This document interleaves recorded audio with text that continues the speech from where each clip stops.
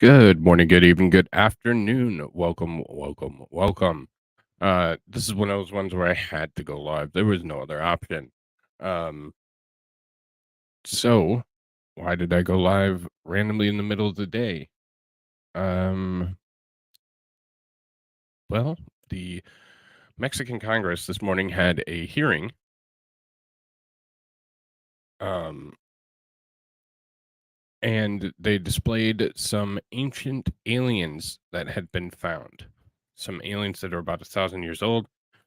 um, Mummified and fossilized non-human remains in Peru's Cusco and believed to be thousands of years old. Um, they displayed them in Congress. It was a congressional hearing. The ufologist Jaime Maussan, um, he has made a hoax in the past, but not quite to the same disclosure. He's always been very passionate about this topic. However, he did hoax one in the past. So just full disclosure, um, but this one seems to have a different tact, and uh, this has been peer reviewed. He also provides some samples from different testing and things like they did. Um, so and they actually found this in 2017. But they've been doing testing to confirm, and that's where we're at. So I don't know. I don't I don't know. Best meme I saw was on Twitter, and I lost it because I've been looking for the Mexican congressional channel on YouTube was incredibly difficult to find. Let me just say that. Uh, so I had to do some looking for the past probably hour. Um, but yeah, it's the best meme I saw was Pelosi and Feinstein visit Mexican Congress. so, um, so yeah, this is an open session of Congress. I think it's interesting with the timing, because we all know tomorrow we have another meeting of the UAP task force here in. Sorry, drop that. Here in the United States. I'll try and cover that live too. I don't know what my schedule's going to be like. Still slightly under the weather, but I'm better today. So it might be a possibility. So, I'm kind of tight on time this morning, so afternoon. So I'm gonna get right into it because this hearing's about an hour long. I do not know enough Spanish to translate it, and it is too fresh, so they have not provided closed captions or translation to this point. And I wanted it straight from the source because of the nature of it. So I understand a little bit of Spanish, not fluent enough to translate the whole thing, but I'll try and do my best and uh, translate what I can. So hopefully the important parts. Now there is hearing before this. I don't know that it's related. I tried to listen to it, but again, my Spanish has not been used in a very long time, and I was never great at it. I spoke French better. So, so yeah, we'll see what we can do. We'll try our best, and hopefully we can make some sense of everything. At least get some of the picture and some of the idea, and then maybe I'll follow up after some translations come out and things of that nature. If anybody knows Spanish and wants to come on and help me out, shoot me a message. I'd be happy to have you. So, uh,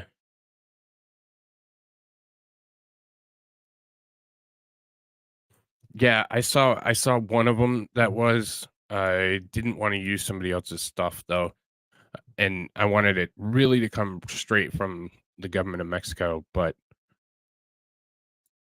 which was difficult to find in its own right. A lot of clips, a lot of different things, but it's been really hard to find the original version. and that's really what I wanted with something like this. I certainly wanted it coming from the source and not the possibility at all of being altered in any way. So I think that just helps with the credibility of things. So, but I appreciate it, sir. So yeah, without further ado, we'll say hi real quick and get into it. I know, but alien disclosure, how can you not? Well, a lot of those aliens came to the United States. So now the original aliens are settling back in Mexico because all the illegal aliens came to the States. I have my doubts, but the way that's being portrayed, it's questionable. The timing, and it certainly could be just a huge ruse. But I think we're getting closer to disclosure.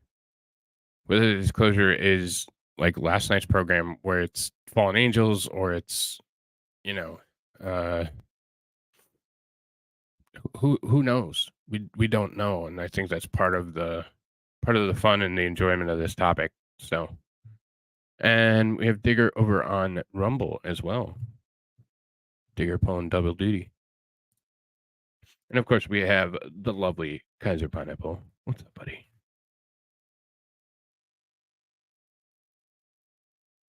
I don't know why the original didn't already have translations. You think they really want to have that? They're kind of a bitch about it. They really want to. Oh, please do. That would be fantastic. They're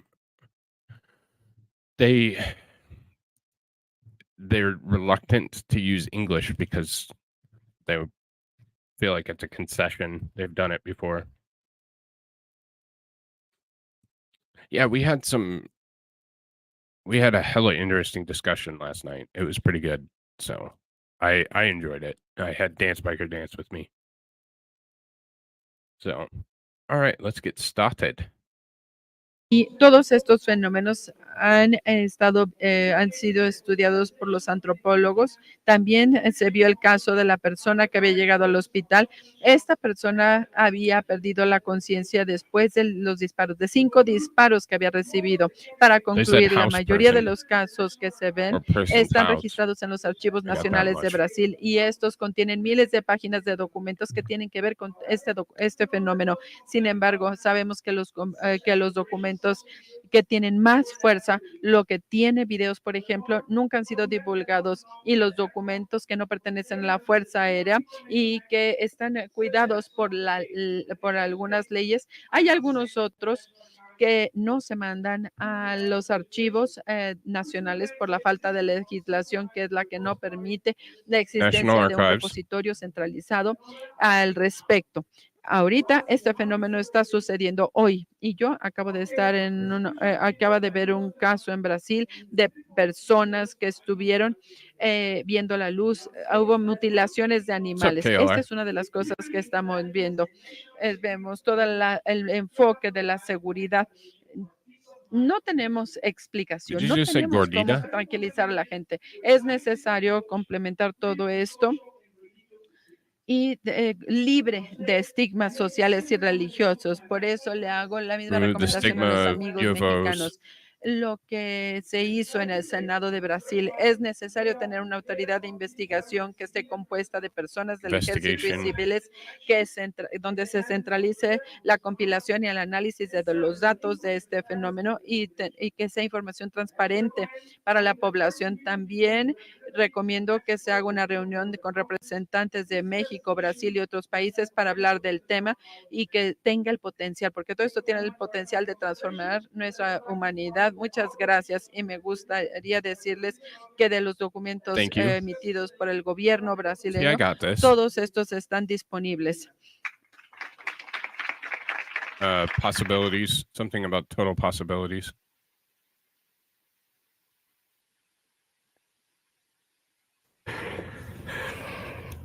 Es realmente muy intenso lo que ha sucedido en Brasil, la cantidad de encuentros, de contactos con otros seres, Es verdaderamente abrumador. El caso This de is the actual Varginha es doctor, the uno de los más ufologist that importantes. Se recuperaron seres, verified and discovered. se grabaron videos. Aún esperamos que los militares que los tienen en su posesión en Brasil los den a conocer, porque sería una clara demostración de que todo esto es absolutamente cierto. Es decir, existen evidencias contundentes en Brasil que demostrarían la realidad, sin duda alguna, de este fenómeno. Ahora voy a presentar, quiero decirles que tenemos reservada Something una about aerial sorpresa phenomenon.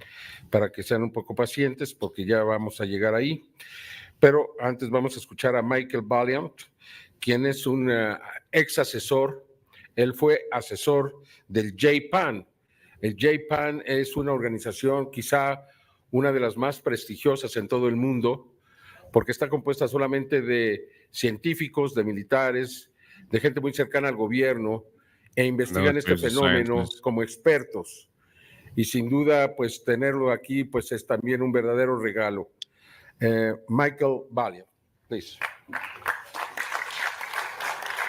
This guy speaks English. Honorable Sergio Guterres Luna, les membres du Congrès, mesdames et messieurs. Sí, caballero, yo soy consultor independiente especializado en la búsqueda e investigaciones sobre los fenómenos anormales no identificados. Y estoy feliz hoy de poder compartir con ustedes la experiencia que viví en Francia.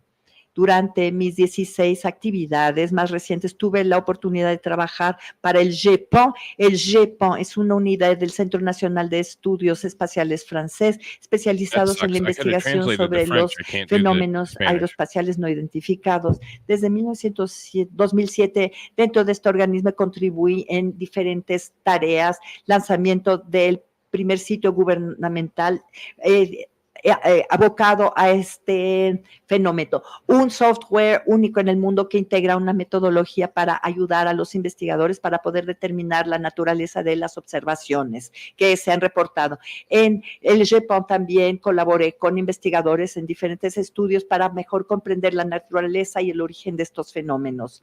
Al utilizar la dataciencia y la estadística, yo pude medir correlaciones estadísticas significativas junto con los riesgos ambientales. Yo quiero precisar que me fui del GEPAN en 2022, no represento al GEPAN, y al principio de año fundé una organización llamada UAP Check, cuyo objetivo es contribuir a este tema actuando a nivel educativo y cultural. Efectivamente, si esto es importante, para mí es que este tema nos ofrece acceso a las creencias personales, a los prejuicios y a la estigmatización. Y por experiencia propia observé que esto emergía principalmente por cuestiones de ignorancia. Típicamente cuando nos vemos confrontados a situaciones que se escapan a nuestra comprensión.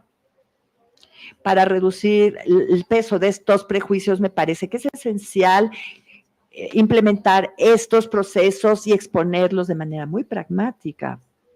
Por eso, yo voy a abordar dos aspectos vinculados al estudio de estos fenómenos fundamentales. El proceso de investigación, por un lado, y el proceso de búsqueda y estudio. Vinculados, son muy diferentes y no deberían confundirse, aunque estén muy estrechamente vinculados. Un buen inspector es un buen generalista y un buen investigador es un buen especialista. En primer lugar, abordemos el proceso de investigación. Nos va a permitir tratar cada uno de los aspectos de los fenómenos o el fenómeno observado y evaluarlos de manera contradictoria. En el GEPAN, sin entrar en un análisis técnico, podría parecerse a lo que observaríamos en el mundo de la justicia.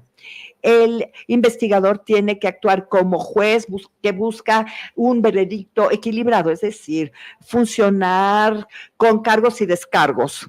Y siempre es raro que las organizaciones que se interesen pongan un método preciso, y es más raro que estas organizaciones, los detalles de esta índole, que podamos obtener los mismos resultados de la encuesta, quien quiera que sea el investigador, pero vemos que ninguna organización en el mundo funciona de la misma manera, y lo que es la puerta abierta para las críticas y los prejuicios. el trabajo científico con respecto a los fenómenos no identificados requiere que podamos utilizar los resultados de las encuestas y de las investigaciones de la misma manera en el mundo entero y de la misma manera que los procedimientos y los tratamientos hayan sido admitidos a nivel internacional, y ese no es el caso actualmente. El primer reflejo es imponer un método de funcionamiento único para las organizaciones que se interesan en los fenómenos inexplicables e inexplicados. Parecería una utopía. Muchas organizaciones ya implementaron sus propios procesos de tratamiento de estos eventos. Además, las agencias que tratan la seguridad aérea o la defensa militar solamente no desean que se intervenga en sus actividades. Hay, sin embargo, una solución. Hey, what's up, Crear C4? una federación So internacional que agrupe a las organizaciones impactadas de lejos o de cerca por estos fenómenos, que sean del gobierno o no, trabajarían dentro de este colectivo para elaborar estándares y certificaciones necesarias para las investigaciones de fenómenos inexplicados.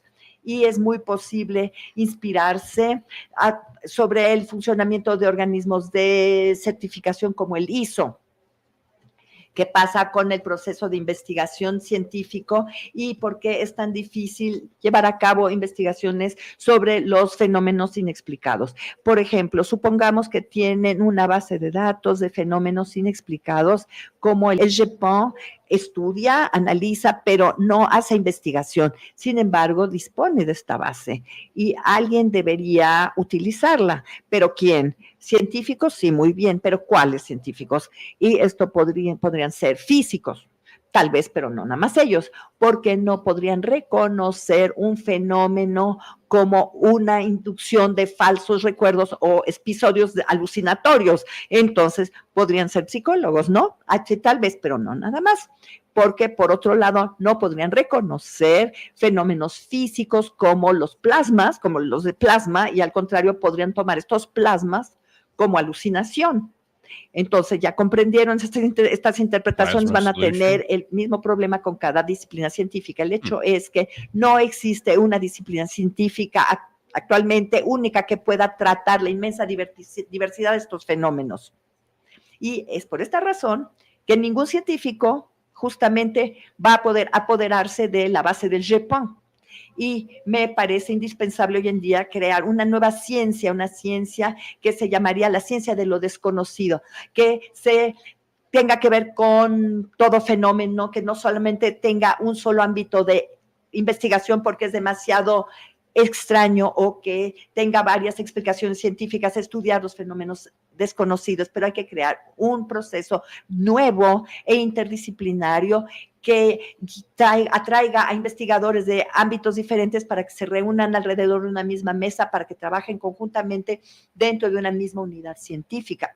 Es decir, que no se queden en sus unidades de origen, los psicólogos por un lado, los físicos por otro, los astrofísicos por otro. No, esta ciencia que pueda cuestionarse sobre lo desconocido para cuestionar nuestra capacidad como seres humanos de trabajar conjuntamente, nuestra capacidad para generar una inteligencia conectiva, conectándonos unos con otros. There's definitely not a ton of excitement in his voice or in his mannerisms when he's speaking.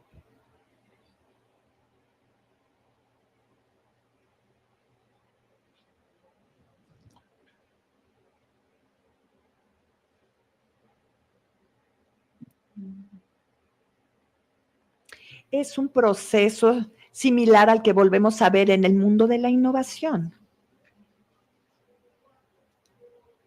Bien, entonces exploramos las posibilidades que se ofrecen, indicios débiles. Albert Einstein decía que la imaginación es más importante que el conocimiento. Entonces, jamás hay que dejar de imaginar que los indicios de hoy en día nos podrán llevar a los conocimientos del mañana. Y para concluir, sabemos ya que los asuntos de seguridad aérea vinculado con los eventos aeroespaciales inexplicados son muy importantes. Me concentro ahora en otro aspecto fundamental. Estos fenómenos son la firma de inteligencias no humanas que están en actividad en nuestro planeta. Bueno, esta pregunta ya se hizo aquí, no se puede ignorar. nuestros progresos tecnológicos constantes nos acercan a esta posibilidad de detectar señales inteligentes, ya sea dentro de nuestra propia atmósfera o más allá de nuestra atmósfera. Es decir, la probabilidad de demostrar la existencia de inteligencias no humanas, y esto va aumentando de año tras año. Esta posibilidad marcaría el inicio de una nueva era para la humanidad, un momento que nos veríamos confrontados a un choque cultural inmenso y a una disrupción sin precedentes. El asunto fundamental que se plantea ahora es la siguiente: los gobiernos deben esperar de manera pasiva que este choque cultural llegue y explote. Tenemos dos opciones frente a nosotros. Podemos decidir cerrar los ojos, perdernos en debates estériles y seguir divididos acerca de interpretaciones que se contradicen. Yeah, it does. Sí, es decir, no implementando ningún proceso de análisis serio. O bien, la segunda alternativa, podemos mostrarle al mundo que estamos listos para trabajar conjuntamente, a pesar de nuestras diferencias, escuchar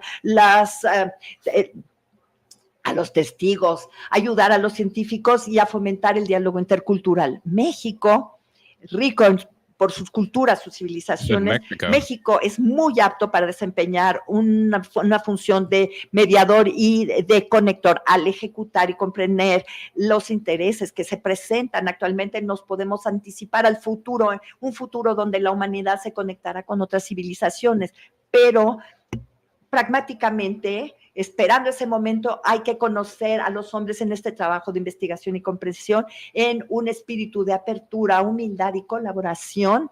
Es nuestra decisión que podría definir nuestro futuro y nuestro destino.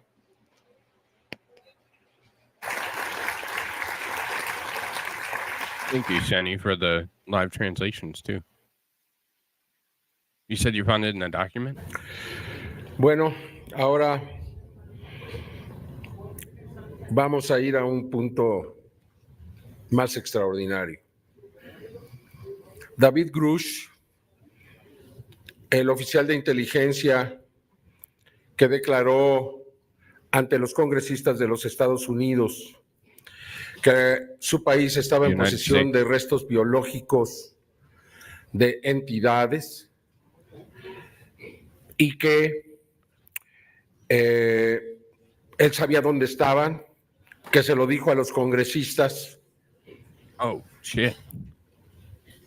Hasta el momento el Pentágono no ha aceptado liberar esta información y permitir a los congresistas ser testigos de estos restos biológicos.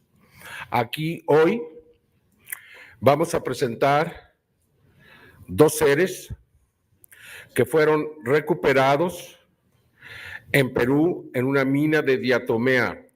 Son cuerpos desecados encontrados entre las ciudades de Palpa y de Nazca en 2017, que han sido investigados profundamente, tanto por investigadores, periodistas, como por científicos, que hoy aquí van a dar a conocer algunas de sus extraordinarias conclusiones. Quiero llamar en primer lugar al investigador Joyce Mantilla, que ha investigado este tema desde el primer momento. ¿Ya se descubrieron? Vamos a descubrir en este momento esos cuerpos que, de acuerdo a los científicos que van a declararlo aquí, son seres no humanos, que no son parte de nuestra evolución terrestre y que después de desaparecer no hay una evolución posterior. And there they are. Just crazy. Just insane.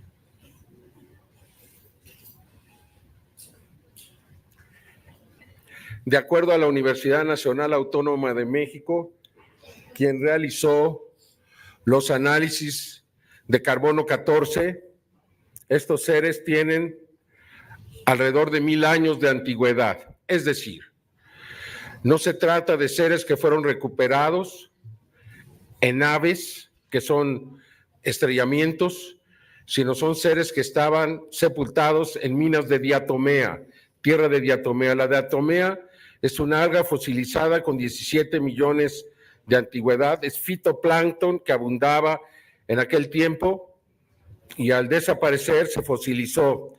Y la diatomea tiene características extraordinarias. Deseca a los cuerpos, no permite el crecimiento de bacterias ni de hongos. Por tanto, permitió preservar estos cuerpos por 1000 años desecados. No se trata de momias, se trata de cuerpos que están íntegros, completos, que no han sido manipulados en su interior y que tienen una serie de elementos que los hacen verdaderamente extraordinarios. Por favor, Joyce Mantilla, si quieres pasar por acá, por favor, adelante. Gracias.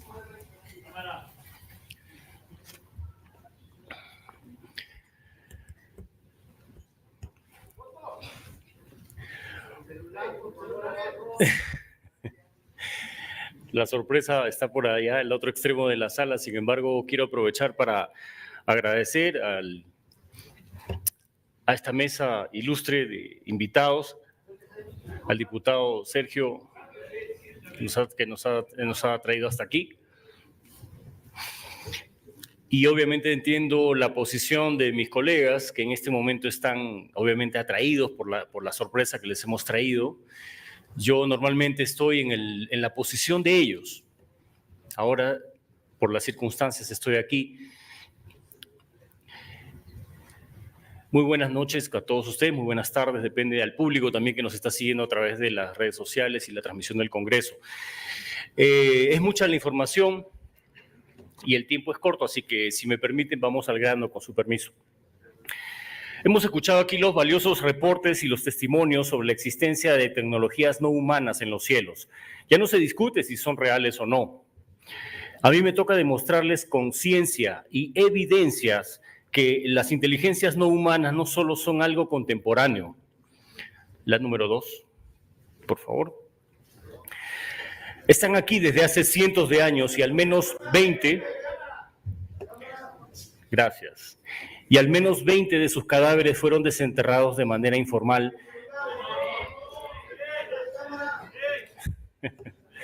Hay que comprenderla. Después van a tener tiempo de poder acercarse a hacer las tomas que corresponden.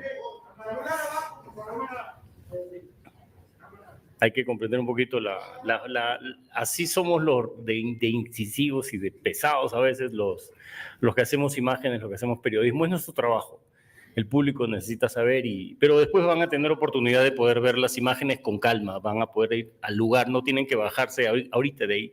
Después van a poder bajar, desplazarse cuando acabe. Falta poco, faltan 2 ponencias más y se van a dedicar a hacer las imágenes. Bueno, como les decía, estos cuerpos fueron desenterrados y se encontraron por lo menos 20 de sus cadáveres de manera informal, casi intactos, cerca de las enigmáticas líneas de Nazca. Solo un paréntesis, yo no soy ufólogo. Desde los años 90 me formé en las filas del periodismo televisivo. He hecho cobertura política de sucesos, he sido cronista parlamentario, corresponsal aeronáutico y corresponsal en zona de guerra. Perdón. En principio los invito a no confiar del todo en lo que yo diga. Vamos a los hechos y a las evidencias. Es lo que importa. Lo importante es lo que podemos demostrar. Mi investigación periodística, la número 5, mi investigación periodística se basa en estudios académicos y científicos realizados en varios países y con el respaldo de algunos de los más prestigiosos laboratorios del mundo. Se han practicado análisis de biólogos, peritos forenses y criminalísticos, genetistas, biofísicos, radiólogos, microcirujanos y hasta ingenieros metalúrgicos. Ustedes dirán, ¿por qué ingenieros metalúrgicos según los cuerpos? Ahora lo van a saber. Se trata de un extraordinario hallazgo porque son cuerpos desecados que pertenecen a 2 especies desconocidas para la ciencia. Y lo afirmo con lo rotundo que puede ser una prueba de ADN y el análisis que se puede hacer ahora con la ciencia que hemos desarrollado. Son 2 especies que nunca se han visto y la información genética ya ha sido subida a Internet, a un repositorio científico, y las personas con capacidad de poder analizar esa información la pueden ver de manera libre. Pueden confirmar o no lo que decimos aquí. En julio de 2017, antes de que presentáramos junto con Jaime Maussan y Gaia Televisión el hallazgo durante una conferencia de prensa en Lima, algunos arqueólogos y otros profesionales que se hacen llamar de la comunidad científica denunciaron fraude, la fabricación de cuerpos con restos de otros animales y dijeron a la opinión pública que unos artesanos mutilaron las manos y los pies y les mutilaron las cuencas oculares y les recortaron las cuencas oculares a una momia real en un taller para darle apariencia alienígena. La prensa, obviamente, nuestros colegas, creyeron en ellos. ¿Por qué? Porque son los más importantes referentes de la arqueología quienes dijeron esto. Científicos encumbrados en sus carreras. Fueron los que dijeron esto. Entonces,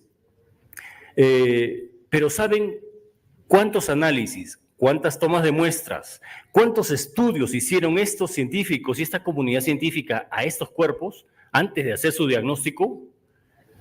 0. Nada. Ni siquiera fueron a conocerlas. Están hace 4 años en la Universidad de Ica y no van a conocerlas. Es como que los cuerpos estén aquí en la UNAM y se llenen la boca diciendo que es falso y no vayan a la UNAM a averiguar verdaderamente de qué se trata. En la pantalla pueden ver al lado derecho algunos de los análisis que se han hecho de estos cuerpos y al otro lado, en la columna vacía, el trabajo de los negacionistas, que básicamente ha sido hacer diagnósticos mirando lo que ven en su móvil o en su computadora plácidamente sentados en sus casas o sus oficinas. Bueno, a estas afirmaciones sin sustento se sumaron algunos burócratas del Ministerio de Cultura de mi país, acá sería la Secretaría de Cultura, y a ellos se sumó también una lista de comunicadores que usaron sus medios de prensa y canales como trinchera para atacar este caso como un fraude. Mostraron unas artesanías rituales como las que ven ahí. Las que están con una X en blanco son piezas pequeñitas de 15 centímetros o 20 centímetros que acompañan. I'm going to pause it for a minute and then go over to this one that Kaiser sent me side by side.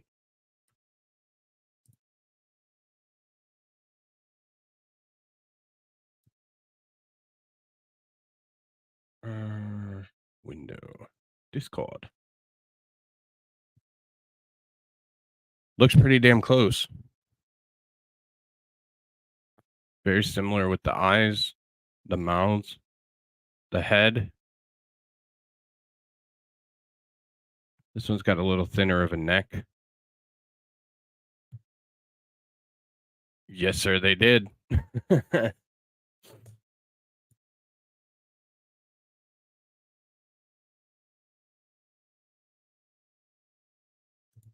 Potentially.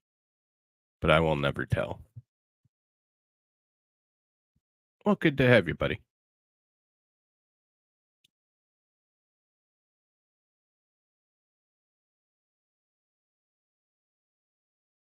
Yeah, I'll read it. And you don't have to translate it all because there's a ton. I'm just looking for there's some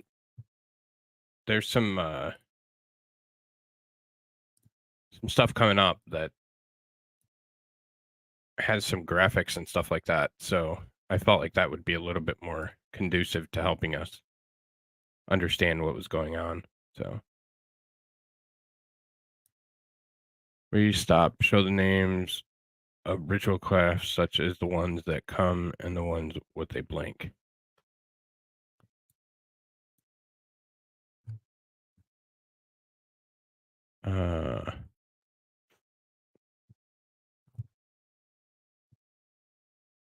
Look at what I sent you. Something's easy. Reading it would be easier. Oh, gotcha. I see what you're saying. So I'll catch up with the last one. Well, here, let me start up here. From Mexico, who carried out the carbon-14 analysis with these beings around 1,000 years old. That is, they are not beings that were recovered in the birds that are crashes, but rather the beings that were buried in diatomaceous mines, diatomaceous earth. The anatomy is civilized GAFO with 17 million antiquities, phytoplankton that was abundant at the time and when it disappeared, it became possible that the diatom has extraordinary characteristics. It is close to the bodies, do not allow the growth of the bacteria and fungi. Therefore, it allowed preserving these bodies for thousands of years, dried. These are mummies. These are the bodies that are completely integrated. They have not been manipulated inside and have a series of elements that make us truly extraordinary. At the other end of the room, however, I want to take the opportunity to thank the illustrious table of guests, Deputy Sergio, who was brought here. Obviously, understand the position of my colleagues who, at this moment, are obviously attracted by the surprise that we brought to them. I am normally in a position now due to circumstances. I am here. Very good evening to all of you. Good afternoon. It also depends on the public who's following us through social networks and the broadcast of Congress. There's a lot of information and time is short. So if you allow me, let's get to the point. With your permission, let's hear 2 reports and testimonies about the existence of technologies from the heavens. I assume that's where he was getting interrupted by the crowd. Let's go here. 2 reports of the testimonials about the existence of technologies from the heavens. It is no longer discussed whether or not they're real or not. There's a little more to be said. And we made to dedicate ourselves to the images. These bodies unearthed at least 20 of the corpses were found informally, almost intact near the Somatic Nazca lines in only 45. I'm not a game since the 90s. The ranks of television journalism were formed, political courage of events, parliamentary reporter, aeronautical correspondent, and correspondent in a war zone. Principal, I invite you to trust what I say. Let's go to the facts, and the evidence is what matters. What is important is what we can demonstrate. Journalistic investigation.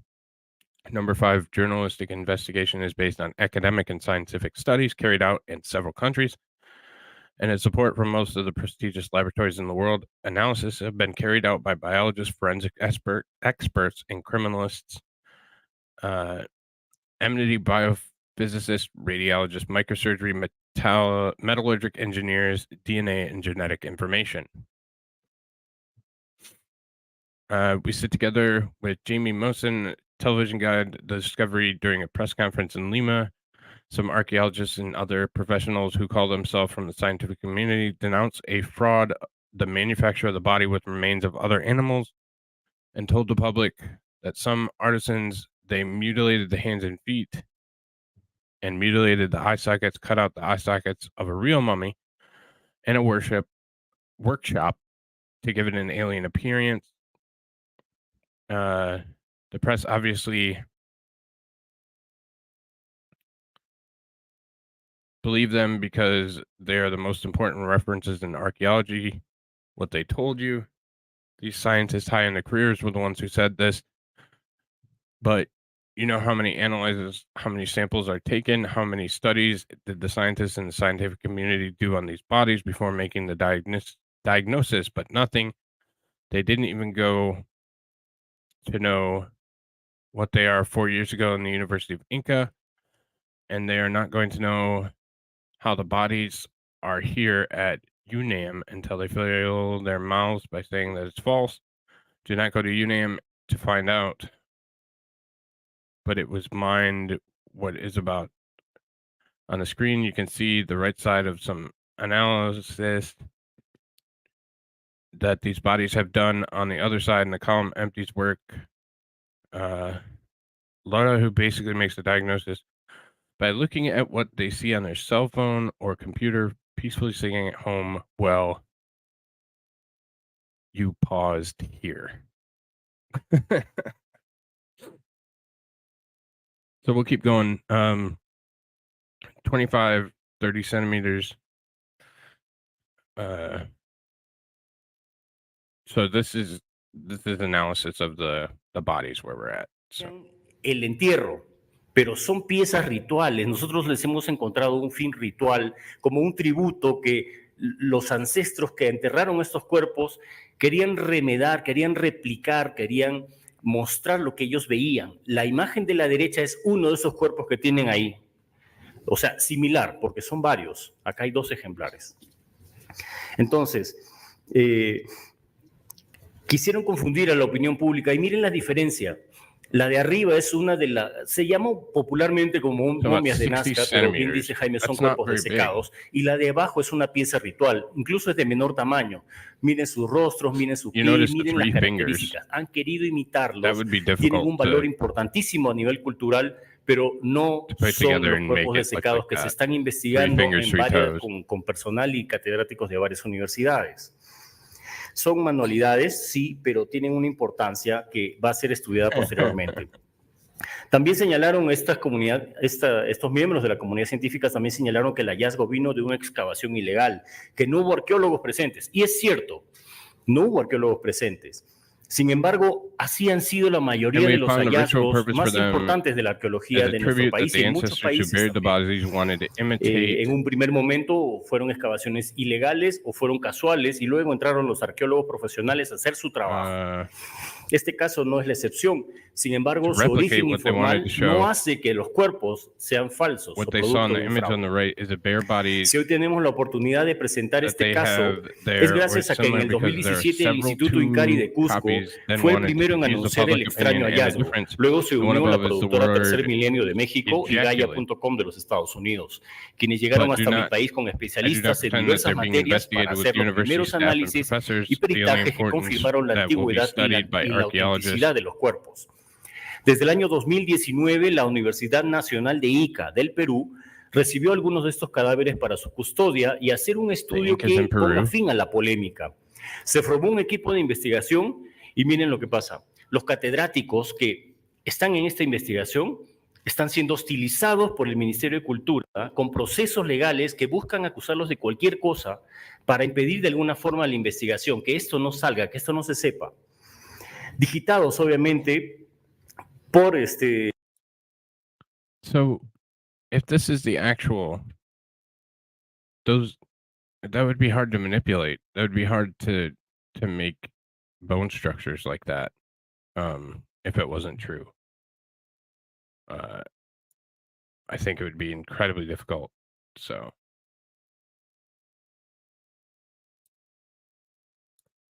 And doesn't make a ton of sense that, I mean, if you're going to do it right, but, happens. Used by the Ministry of Culture with legal processes that can seek to accuse him of anything, somehow prevent the investigation from only revealing what are the obviously needy.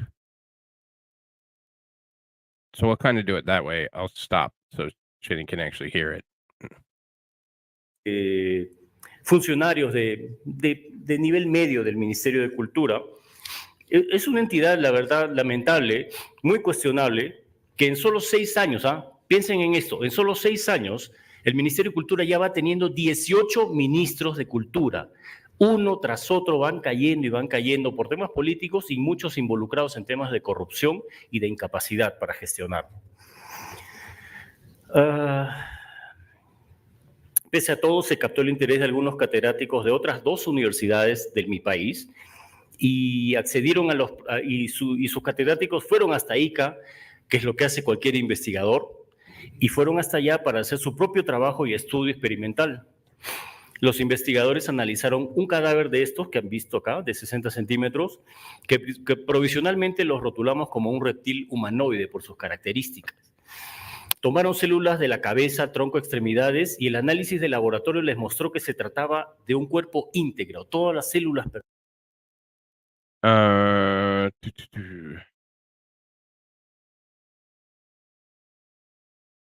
I paused it. Culture is an entity.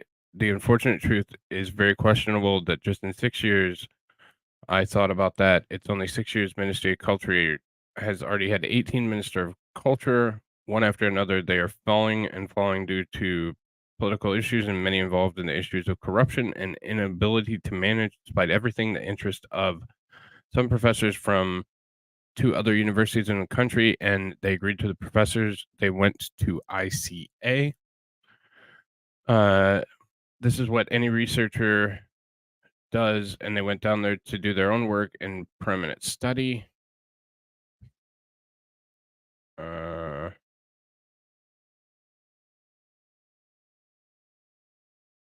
researchers analyzed with cadaver of these touching you 60 centimeters that we provisionally labeled as a humanoid reptile due to its characteristic. They took cells from the head, trunk, extremities in the laboratory analysis and showed that it was a body. It integrates all the cells.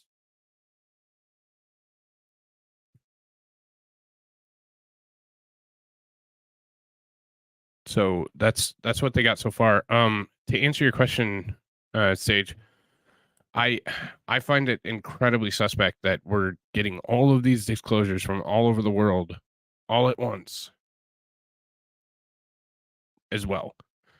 I'm waiting to see if Shani wants me to keep going. She's translating behind the scenes, so which I very much appreciate. Thank you so much. Okay, so we're gonna keep going for a minute. Pertenecen al mismo cuerpo. Lo dicen los catedráticos de una de las universidades más importantes de mi país. No lo digo yo. Luego los ingenieros metalúrgicos, acá viene lo que les decía, tomaron muestras de un implante metálico que tienen en el pecho. Algunos tienen un implante en el pecho. Y junto al cobre de alta pureza, que es el 85% más o menos, es típico precolombino, pero también hallaron un metal que es el más denso, costoso y escaso del planeta. Se llama osmio y hoy se usa en satélites, en los transbordadores que han ido al espacio. So I can read this part. This is osmium metal implants. So we wouldn't use osmium, we'd use titanium.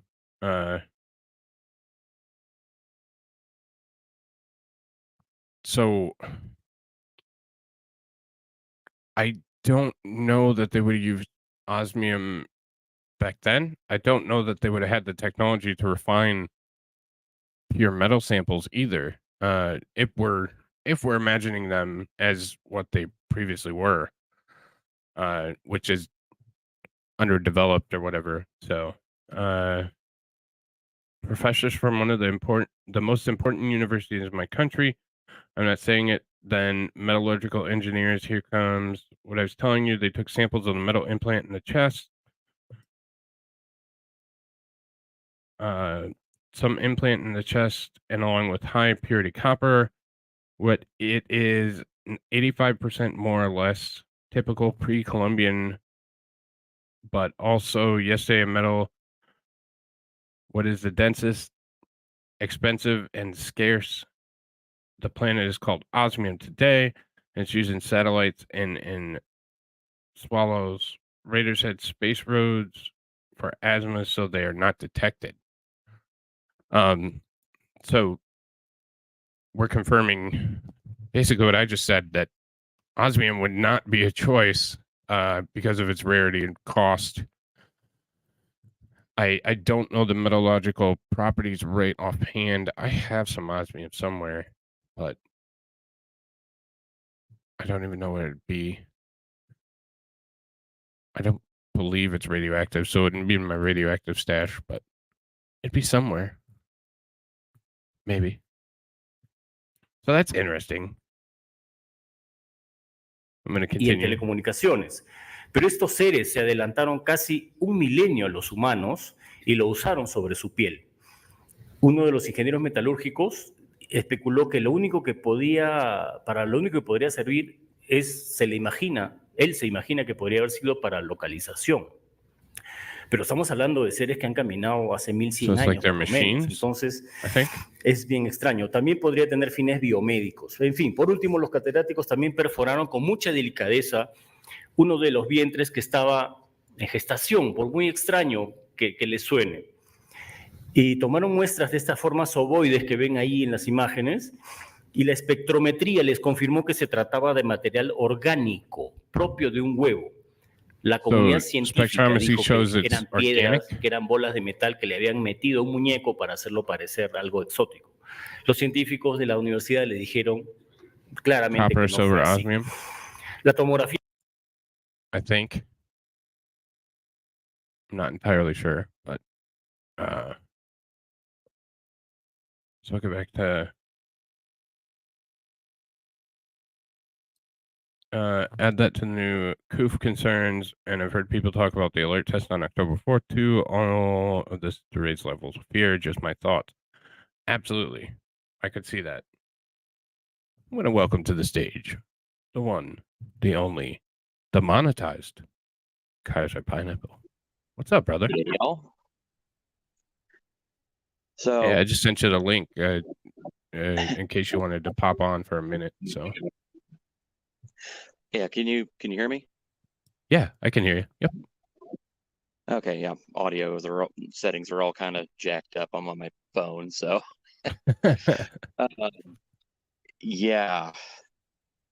God, man. I mean, of all the things that I expected to have to do this morning, this was not among them. Well, it certainly came out of left field for one. I hadn't heard anything about this, and obviously, you know, you're heightened because tomorrow's the American Congress, the American disclosure Yeah, UAP NASA meeting or whatever. hearing. Yeah.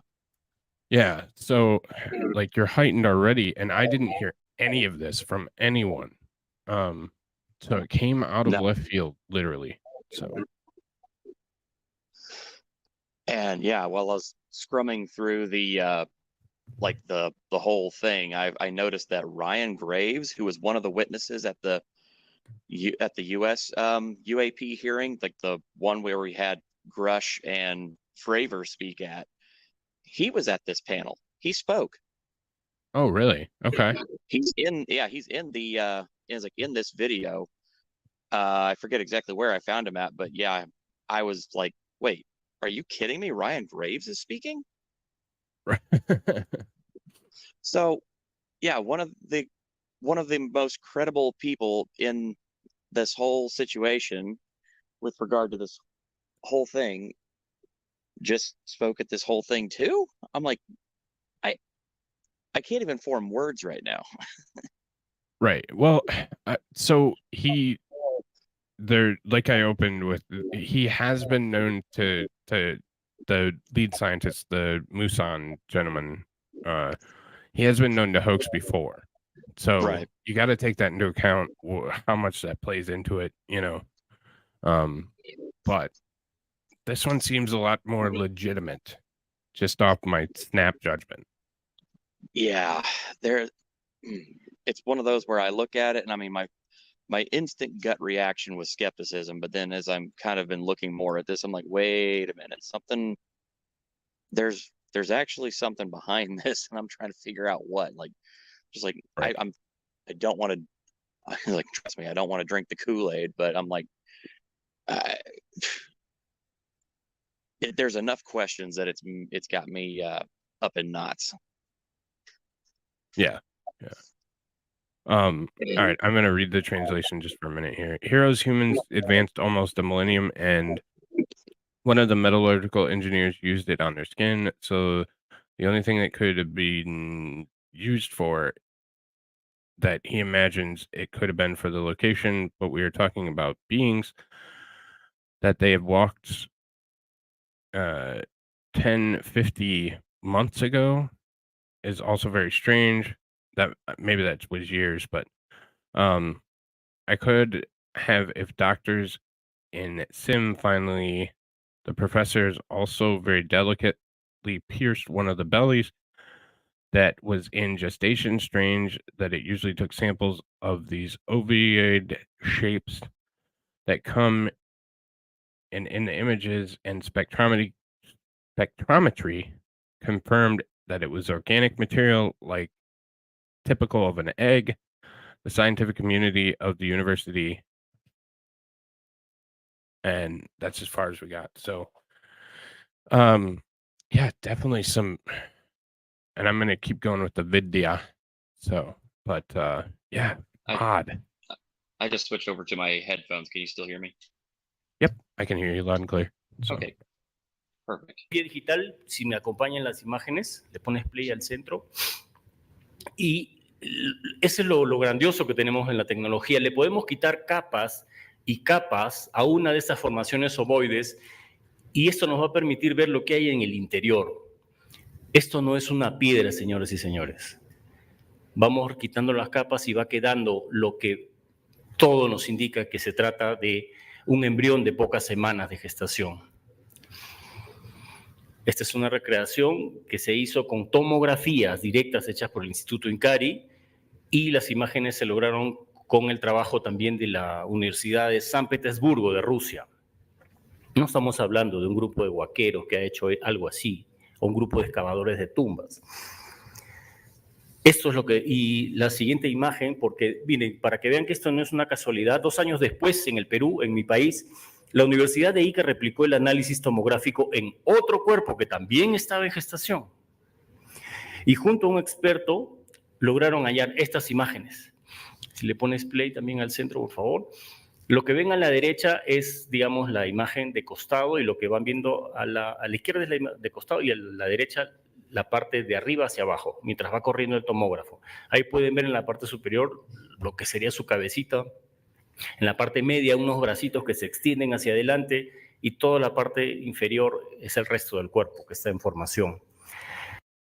Okay, we have more translation again. Jenny's translating in the background. She said hello, by the way. Hi, Jenny.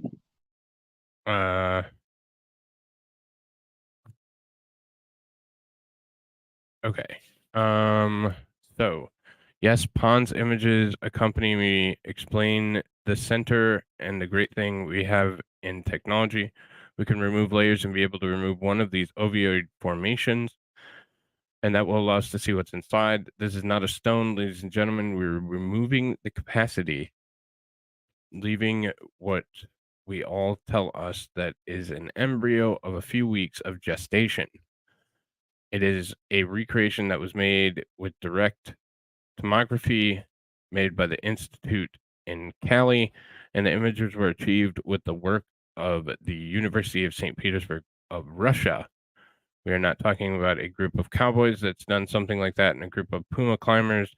That's what the following images, because they ask for you to see that they are in coincidence 2 years later. Peru, in my country, the University of Ica replicated the tomographic analysis in another body that is also in gestation. They manage beyond these images.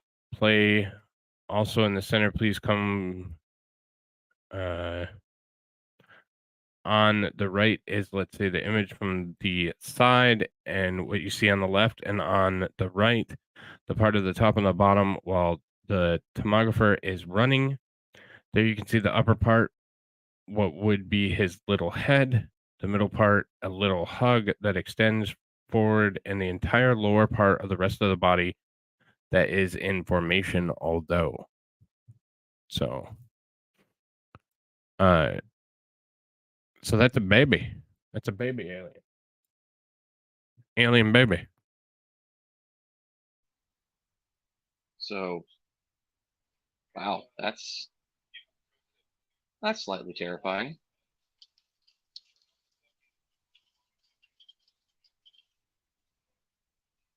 Huh. Yeah. Alien baby. Huh. That's weird. That's weird. Yeah, it's extremely weird. So is there Especially with 3 all the alien babies? times that we.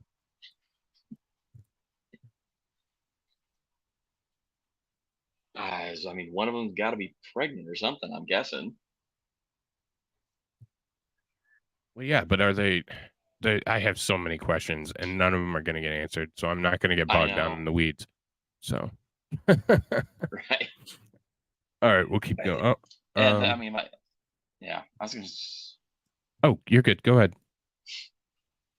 I was gonna say, I just kind of, especially with all the we've kind of like heard over the years and whatnot about these things potentially like not actually having any kind of like those reproductive organs or anything like that. I mean, there's been so many like reported studies on that they apparently don't have that capacity, and these are just allegedly some kind of biological drones. So I mean this is just weird. This is very Yeah. weird. Yeah. No hype or anything either. Like that's what drives me nuts with it is they didn't hype it. They didn't They just threw it out there.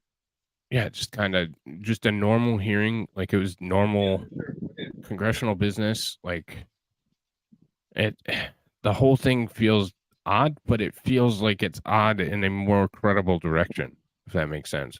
Yeah. The only Like thing that really makes me very suspect here is Mhm. how they swore everybody in. Apparently, it was sworn in very informally, I guess you could say.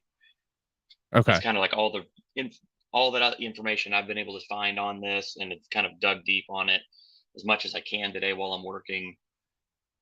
I've seen a couple of comments to the effect that, yeah, the swearing in was very informal. Yeah, and I don't know. I have no idea what Yeah. it's also odd. Also odd. Oh yeah. There has to be something behind, like I'm curious to see with time what the reasoning was for the disclosure and why they're doing it in this specific instance. Like what the grand plan is. Is this for funding? Is this for what's the end recognition? game? Right. Because we also know we obviously know all that NASA cares about is making more money for their program. So, Yep. is that what they're trying As to you've do? said multiple times, it's a legacy tech. Right. So, it'll be curious. It'll be curious to see what comes of this. But all right, I'll keep going on the video. Yep. Es la primera vez que en un foro de este nivel se ven estas imágenes, señores. Pueden comparar, miren, las imágenes de un feto humano y de un feto no humano, como el que tienen ahí en las vitrinas. Esto verdaderamente es sorprendente porque no estamos hablando de ficción, estamos hablando de ciencia. Si no fuera por... estamos viendo, estos seres han estado conviviendo por la época de la datación de carbono 14 con la cultura nazca. Pero esto no hubiera sido posible ver si es que no hubiera sido por el método de preservación practicado sobre estos cuerpos, que los ha mantenido con sus órganos internos. La cobertura blanca y ese color característico que tienen no lo van a ver en ninguna otra forma de... Okay, Jenny has more, so we'll comment. What diatomaceous? So diatomaceous earth. So, which is interesting with the preservation. It seems like it was in a perfect spot. Maybe like it was intended to be there, potentially. I don't know. I'm not a doctor in ufology.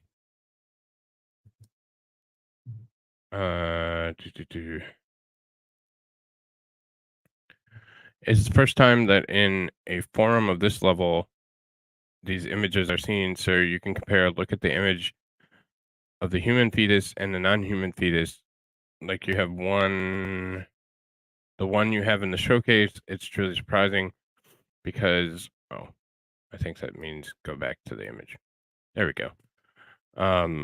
It's truly surprising because we're not talking about fiction, we're speaking of science. If it were not the fact that we're seeing these beings have coexisted during the time of Passion Carbon-14 with Nazca culture, but this would have been possible to see if it not had been for the preservation method practiced on those bodies. The bear maintained that the white covering with the internal organs and that characterized color that they have, you will not see in any other form. So, interesting around the photos. And we're going to end up replaying some of it. De carbono 14 con la cultura nazca. Pero esto no hubiera sido posible ver si es que no hubiera sido por el método de preservación practicado sobre estos cuerpos, apparently the diatomaceous earth made it so que it los ha was mantenido con sus órganos preserved. internos. La cobertura blanca y ese color característico que tienen no lo van a ver en ninguna otra forma de preservación en el mundo. La cobertura blanca es una combinación de tierra de diatomeas, ya lo mencionó Jaime, y algas fosilizadas, además de un compuesto químico extremadamente tóxico y letal, que no es natural, hay que fabricarlo, hay que producirlo. Ahí tienen la fórmula, es el CdCl12, es el cloruro de cadmio. Es una sustancia mortal, para resumir. Y esto, combinado con la tierra de diatomea, es lo que le da esa característica de color a las llamadas momias de Nazca, estos cuerpos desecados. También se adelantaron como 1800 años a nuestra civilización porque nosotros no lo conocíamos hasta hace 200. Nuestra investigación nos ha llevado a encontrar la anatomía de estos seres tridáctilos, porque son 3 dedos, casi en todas las culturas precolombinas, en su cerámica, en telares, pinturas rupestres y hasta en petroglifos que tienen decenas de miles de años. No son simples figuras antropomorfas o mitológicas imaginadas por nuestros ancestros. Fueron reales. Están viendo sus restos aquí. All right.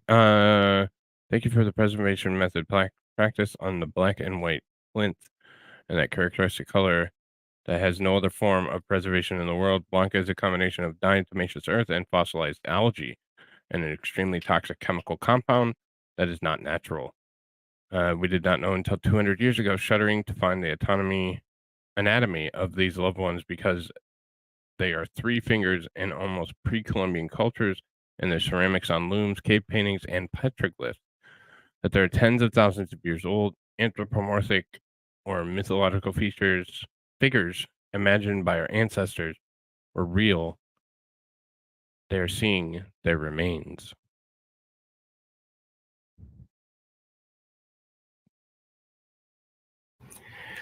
Ya sea en Perú, en Chile, en Cuba, vamos viendo las siguientes imágenes, por favor. En México, en Estados Unidos, en Armenia, en Irán, en casi en todos los lugares del mundo hay este tipo de imágenes donde se muestran a seres de cabezas grandes, ojos muy grandes también, y solamente 3 dedos en manos y pies. El impacto cultural de este hallazgo va a tener muchas repercusiones. Miren esa muñeca, por ejemplo. Esa muñeca estaba exhibida en un museo, en el Museo de Arte de Lima, y tiene 3 dedos también, como las momias que hemos encontrado, como los cuerpos desecados que hemos encontrado. No puede ser una casualidad. Vamos a la siguiente, por favor. A la siguiente. Como les decía, el impacto cultural de este hallazgo va a tener repercusiones a mediano y largo plazo en la arqueología, la historia, la evolución de las especies y hasta en las religiones. Sin embargo, ya está calando en las nuevas generaciones. Vamos con la penúltima, por favor. Miren, esa imagen es reciente, se hizo viral en mi país la semana que pasó. Es el trabajo de ciencias de un niño del Cusco, que está reproduciendo las características físicas de las momias de Nazca. Los niños ya están accediendo a esta información pese a todo. Oh, right. We have another translation coming in. Yeah, this fits in with what we talked about last night a little bit, with the pre-flood abominations. So our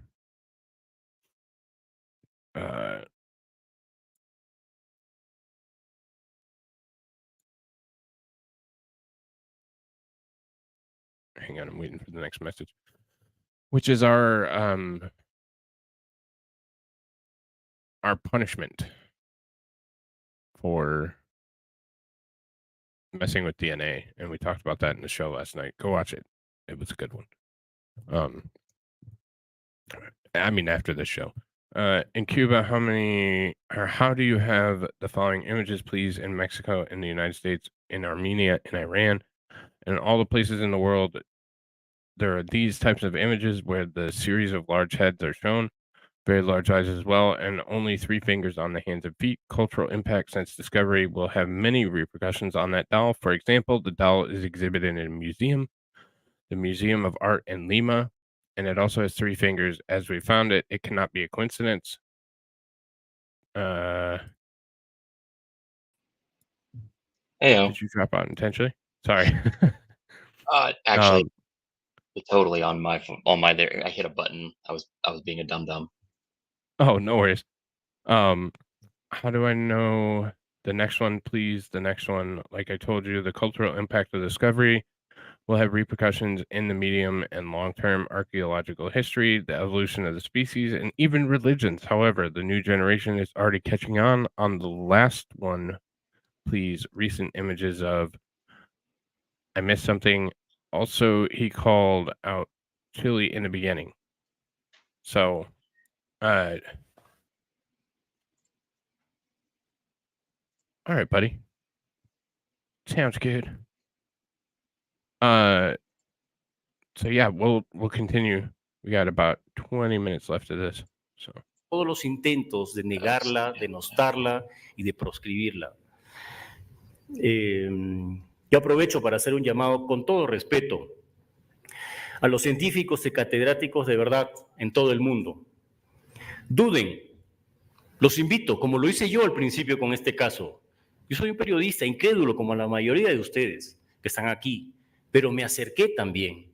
Por las dudas que tenía me acerqué. Yo no dije, es falso y seguí haciendo otra cosa. Me acerqué al caso porque pensé que había algo muy sospechoso ahí. Y no fue sospechoso, fue extraordinario. Por eso los invito a que empiecen, si gustan, con la hipótesis de que todo es falso, pero acérquense a investigar, a sacar sus conclusiones propias. Este tesoro apareció en el Perú, pero es un legado para toda la humanidad. No dejemos que caiga en las manos incorrectas. Gracias a las millones de personas y divulgadores que en sus redes sociales también y en múltiples idiomas y plataformas a través del streaming han contribuido a que este conocimiento no sea enterrado, que este conocimiento llegue hoy a este recinto es producto de un trabajo colectivo e indesmayable. Las inteligencias humanas, recuérdenlo, no son un fenómeno reciente, son una realidad ancestral. Gracias por esta oportunidad. Permiso. Okay, so that's the end of his.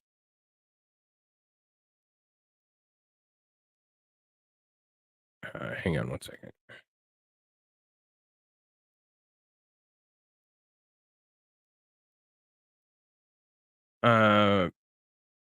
Freedom to set it up and prescribe it. I take advantage of it to make a call with all due respect to real academic scientists around the world. He invited us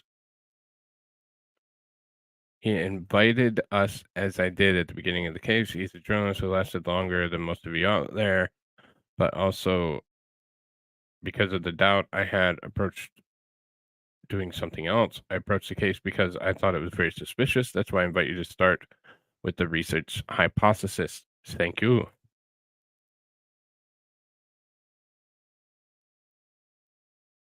So we'll go ahead and I think there was one more speaker, but I think he was in English. Sin duda extraordinario. Yo quiero agradecer a Gaia.com, ya que ustedes deben de imaginarse que la investigación fue extraordinariamente costosa. Se realizaron, pues no voy a decir que decenas, pero sí muchísimos viajes a Perú por todo un equipo. El ADN, que van a escuchar ustedes a un experto en su análisis, costó más de $50,000 el poderlo hacer, $1 millón de pesos, y más de un año del laboratorio Sem4Gen de Canadá, uno de los mejores del mundo. Por tanto, no hay error en la lectura del ADN, y quiero decirles que es la reina de todas las pruebas.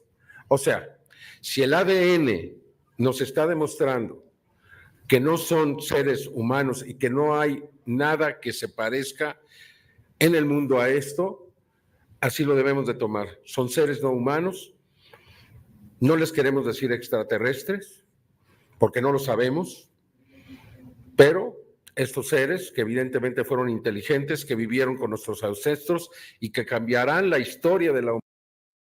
All right, we have more translation coming in just a second.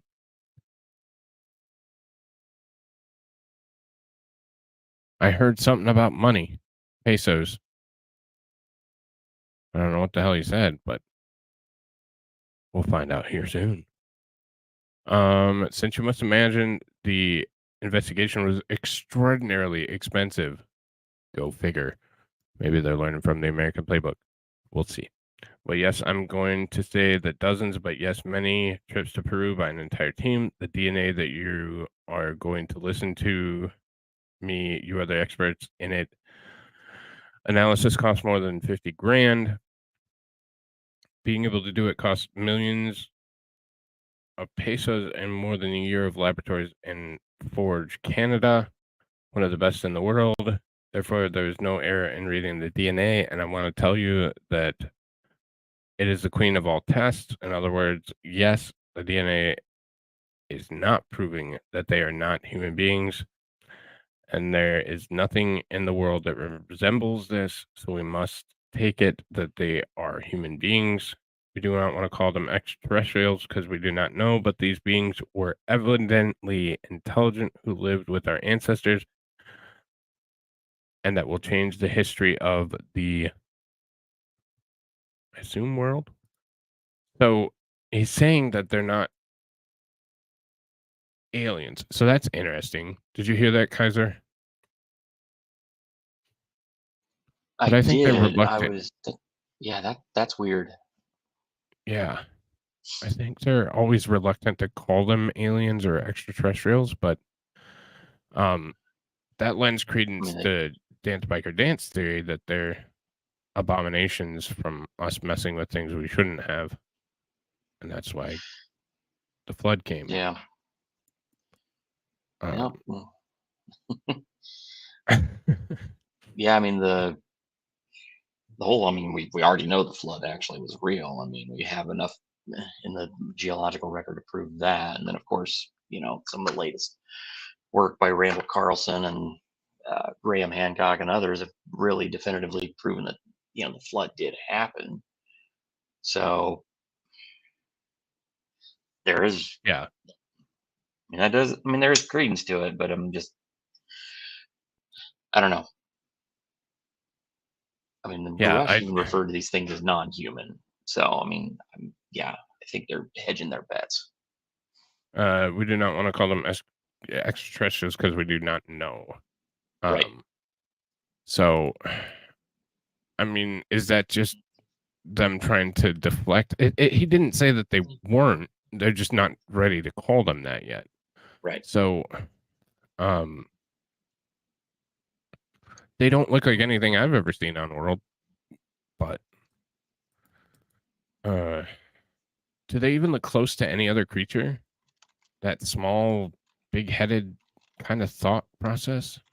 I'm trying to think if there's anything even remotely similar. Maybe chat. Nothing that I'm aware of. Yeah. If you can think of anything that looks like that in nature. I can't right off the top of my head, but there's always genetic biodiversity, and we could figure out, you know, you could figure out that there might be something similar, but yeah, I don't know. So, well, let's hit play again, and we will continue marching down the path. Humanidad, porque eso es lo que va a pasar. Quizá por eso antropólogos y arqueólogos se oponen a esto, porque hay que reescribir la historia y considerar muchas cosas que no hemos pensado. Ahora quiero presentar al doctor José Salce Benítez, una verdadera eminencia científica. Él está aquí de forma personal, representándose a sí mismo. Sin embargo, hace prácticamente 30 años que trabaja en la Marina de México. Es uno de los científicos más importantes de esta organización. Es ahora mismo el director del Instituto Científico para la Salud de la Secretaría de Marina y tiene muchas especialidades. También en algún momento fue el director del Servicio Médico Forense de la Marina y es un hombre súper calificado para hacer las declaraciones que va a hacer en este momento. Por favor, doctor José Salce.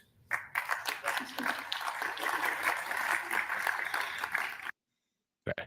I'm going to give Chenny a second to catch up before we switch back to the French guy again. I wish they'd just do it in French, damn it. But we don't get that.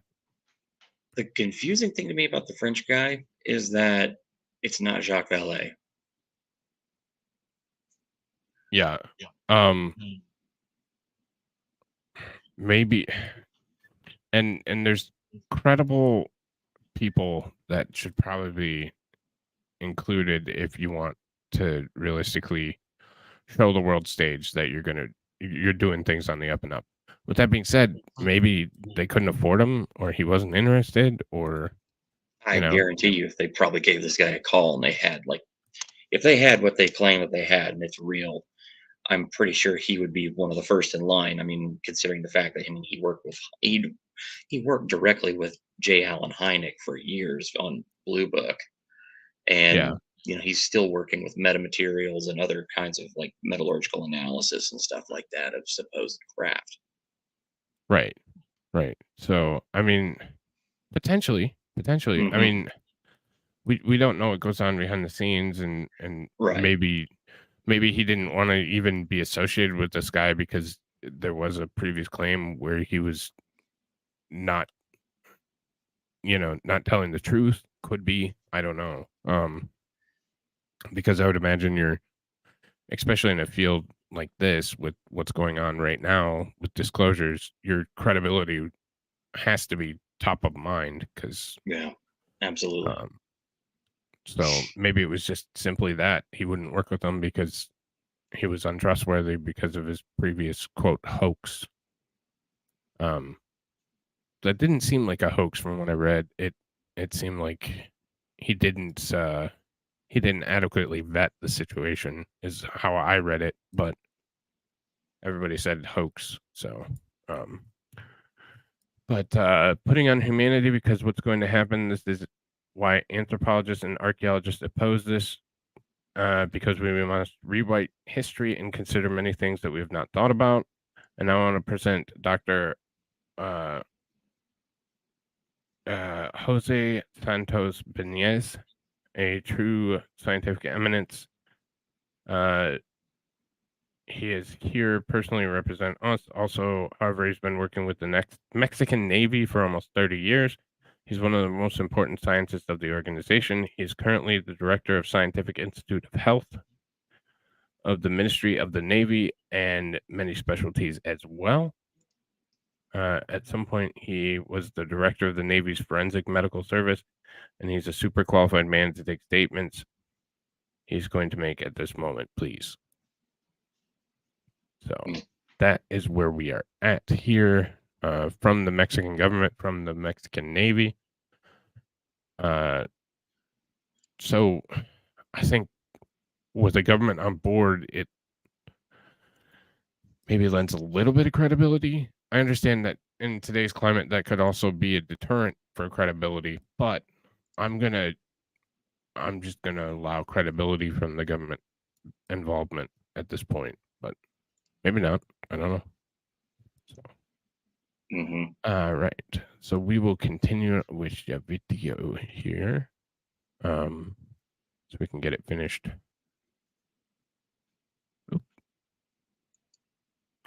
Muy buenas noches a todos. Quiero agradecer al diputado Sergio Gutiérrez Luna y al señor Jaime Maussan por el privilegio de coincidir en este tiempo. Es para mí un honor poder dirigirme a ustedes en tan alta tribuna para exponer los resultados de mis análisis derivados del estudio de la anatomía de estos cuerpos no humanos. Como médico forense, en colaboración con el biólogo José de la Cruz Ríos y con base a los resultados de diversas evidencias científicas, tales como rayos X, tomografía computarizada, reconstrucciones tridimensionales, análisis macroscópicos y microscópicos, histología, de carbono 14, antropología forense, anatomía comparada y de análisis de ADN, que es la reina de las evidencias en las ciencias forenses para estudios de comparación, puedo afirmar que estos cuerpos no guardan relación con el ser humano. Para tal efecto, iniciaré con la descripción de las imágenes que estaremos observando a continuación. Son cuerpos de aproximadamente 60 centímetros de largo, cubiertos de un polvo blanco que mediante microscopía electrónica identificamos como polvo de diatomea, el cual permite la desecación de los cuerpos así como la ausencia de generación de bacterias, hongos y fauna cadavérica. La presencia de este polvo permite la perfecta conservación por desecación de estos cuerpos, provocando un proceso de conservación natural a través del tiempo, el cual pudimos calcular aplicando la prueba de carbono 14. So that I assume is like is that a reconstruction, you think, or is that like an MRI? Well, I guess we can figure it out when we get the translation, but Yeah, that that's looks like an MRI or some kind of like, yeah. yeah. Okay, here's translation. So, derived from the study of the anatomy of these non-human bodies as forensic doctor in collaboration with biologist Jose de la Cruz Rios, and based on the results of various scientific evidence, such as X-rays, CT, three-dimensional reconstructions, macroscopic and microscopic analysis, carbon histology, 14 forensic anthropology, comparative anatomy and DNA analysis, what is queen of evidence in forensic science for comparison studies. I can affirm that these bodies are not related to the human being. For this purpose, I will begin the description of these images that we'll be observing. Below are the bodies of approximately 60 centimeter long, covered with white powder that through electron microscopy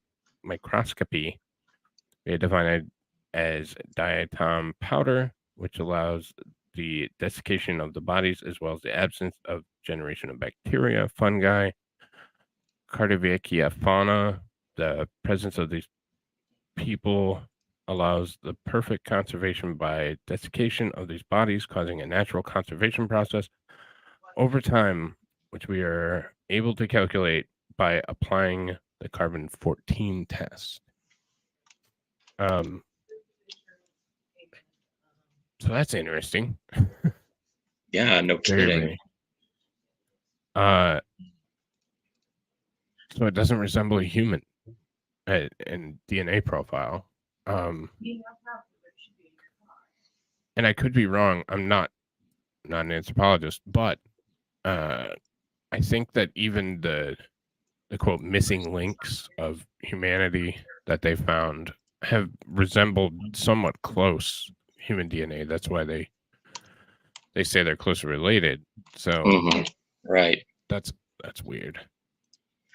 That is really freaking weird. But all right, we will continue on this. I think the images are pretty cool. So they're combined images of everything. But no, we will continue with the video. Mismo que señaló y dató un promedio de 1000 años de antigüedad.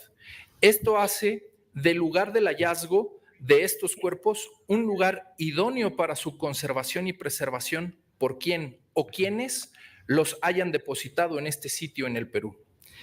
Entrando en el tema de la anatomía, podemos observar que tienen una estructura humanoide que consta de cabeza, tronco, abdomen y extremidades, las cuales concluyen en manos y pies tridáctilos.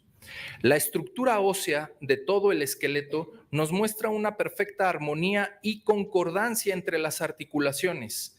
La parte final de cada hueso embona a la perfección con el hueso que le sigue y además se observa el desgaste de estos por el movimiento de la biomecánica propia del espécimen, siendo huesos muy resistentes pero muy ligeros, fuertes pero livianos como los de las aves.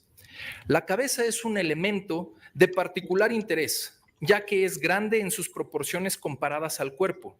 Sin embargo, es un cráneo neumatizado, es decir, con espacios que le permiten ser muy ligero, pero rígido y resistente, con una gran cavidad intracraneal, lo cual evidencia que era contenedor de material cerebral o neurológico muy grande. Igualmente, vemos que los espacios de las órbitas oculares son de un tamaño muy amplio, lo que permitiría una visión estereoscópica. Oh, right. We have another translation coming in. That must be that magnesium piece that they're talking about in front there. That's That's really weird looking. Yeah, it's like, what's the purpose of that? And like, Is it for strength in the rib cage? Is it for? I mean, is it a prosthetic like breast? Could be. I don't know. The same one that pointed out and dated an average 1,000 years old. This makes the place where these bodies were found an ideal place for their conservation and preservation by who have deposited them in the site in Peru. Entering in the topic of anatomy, we could take note that the humanoid structure that consists of the head, trunk, abdomen, and limbs, which end in hands and feet, tridactylus. The bone structure of the entire skeleton shows us a perfect harmony and agreement between the joints. The final part of each bone fits perfectly with the bone that follows it, and the wear of these is observed due to the movement of the biomechanics of the specimen.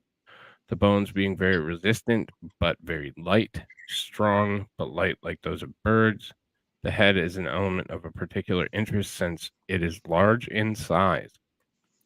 Its proportions compared with the body, however, it is a numinated skull that is with the space that allow it to be very light but rigid and resistant with great intracranial quality, which shows that it was a container for very large cerebral or neurological material. We also see that the spaces of the eye orbits are very large in size, which allow external vision. So they were very, I think, even more humanoid than I would have imagined them being. That's very close, very close to human. yeah, I mean, with such large eyes, I mean, you have to imagine probably something that's used to low light vision. Yeah. Yeah. That's, I don't know. It's so weird. It's so weird to be seeing it and talking about it legitimately in a government. I still haven't got over that part of it yet. Yeah, But we'll I'm get blown there. away with that. So, all right, we'll keep going with it. With the video here in just a second. And Muy amplia para este espécimen. Cuenta además con unas fosas nasales muy pequeñas y con una cavidad oral que por su articulación mandibular y ausencia de piezas dentales permite determinar que su alimentación era por deglución y no por masticación. El cuello, a su vez, es una estructura larga que se une a la cabeza en el piso medio del cráneo, lo cual es una rareza que en las especies primates no ocurre, ya que la unión es en el piso posterior y no en el piso medio, a través del agujero magno, el cual suele ser de forma circular u ovoide, siendo algo único, ya que en estas especies es de forma rectangular y cúbico. Esto hace consonancia con las 4 o 5 vértebras cervicales, las cuales son pequeñas en su grosor óseo, pero que tienen un disco intervertebral muy ancho, lo cual hace posible que este cuello fuera retráctil como el de las tortugas. En el tórax encontramos una horquilla muy similar al de las aves que permite continuar con las articulaciones del hombro y son de capacidades muy amplias en su movilidad. En el tórax encontramos que las costillas son completas y continuas, totalmente circulares hasta unirse con la columna vertebral.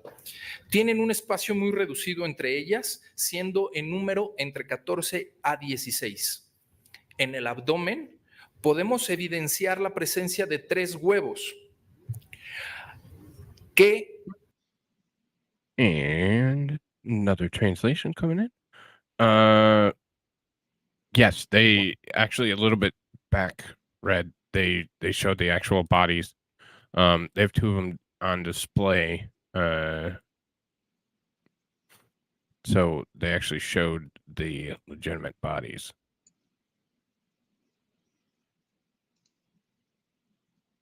And I'll show them again, certainly. at the end. So, Yeah. Whereas Representative Tim Burchett of Tennessee in our U.S. UAP hearing said, yeah, we're not going to march out the little green men.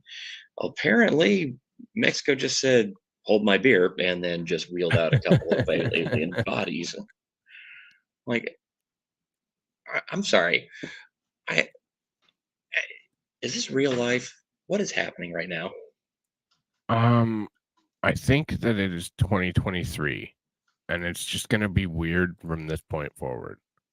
Like It's things been are just weird for gonna a get while. weirder. It's just like, we have okay. This is full on Fonzie jumping the shark. I mean, what the heck? Yeah. I, No, it's okay. I need to be shown to the writers' room of this season of Earth, and that way I can just slap them upside the head. right. This shit is not believable anymore. You're too ridiculous at this point. Exactly. Like, all right. So we have another translation here. The Capica is very wide for the specimen. It also has small nostrils and an oral cavity that, due to its mandibular joint and absence of teeth, allows us to determine that its feeding was by swallowing and not by chewing. So it didn't waste chewing motion.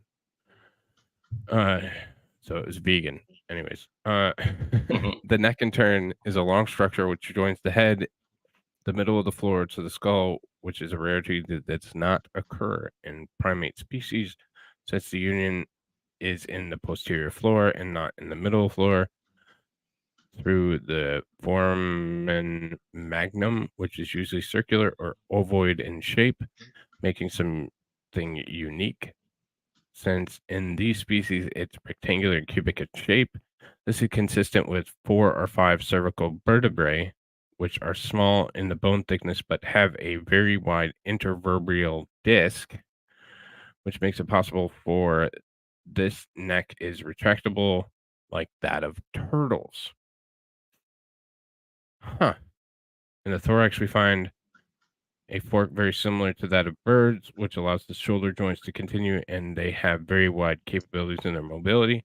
In the thorax, we find that the ribs are completely and totally continuous, circular until it joins with the spine close to the vertebral column.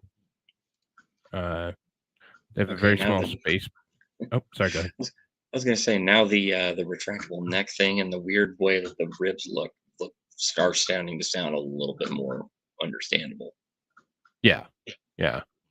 Apparently they're very turtle-like. Turtle. So they know Mitch McConnell.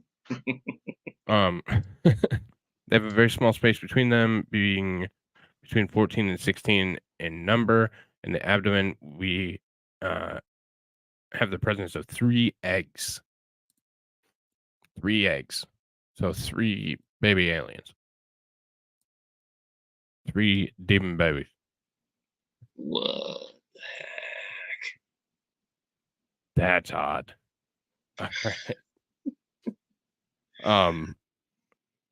Yeah, we're gonna keep going on the video here because Are they sure this is just not a weird shellless turtle? I don't know. Maybe. Maybe. I mean, oh, Tigger thought that too. Turtle. God, I'd hope they wouldn't make that mistake. That's probably a turtle. You guys just killed my whole fun. Sorry. Well, somebody's. Is it just me, or is it really a sad day whenever me, the guy who's usually like UFOs and aliens, is being the one skeptic in the room? No, I think it's a sign of what's going on right now. All this disclosure doesn't make sense. Like, there's no reason for it, especially at this point. Yeah, it just makes no sense. There's been such a concerted effort to silence people that are talking like this, and they're like, no, if I could come onto the floor of Congress and talk about it, like, odd. Dance Dance Biker Dance makes a point there, and I kind of the first time I saw these things this morning, I looked at them and was like, okay, what are these weird paper mache little doll things? And then it started like, oh wait, these are supposed to be, mummified aliens. Oh, Right. still looks like paper mache. Yeah. And I think that's the diatomaceous Yeah. preservation, but Yeah. because that stuff's weird. So Bobby. Digger on Rumble. Just trying to keep you on your toes here. No real comment to make. Lols. Thanks, Digger. Always love Digger. She's awesome. But yeah, we'll keep going with the video here. So. En la cavidad abdominal, gracias a la tomografía, pudimos evidenciar a nivel milimétrico que existen oviductos con la presencia de huevos milimétricos. Esto quiere decir que se encontraban en un proceso de gestación continuo, además de que corrobora al 100% que son biológicos y orgánicos, ya que el proceso de replicación o reproducción a través de estos huevos y de su desarrollo en el oviducto sería imposible de falsificar.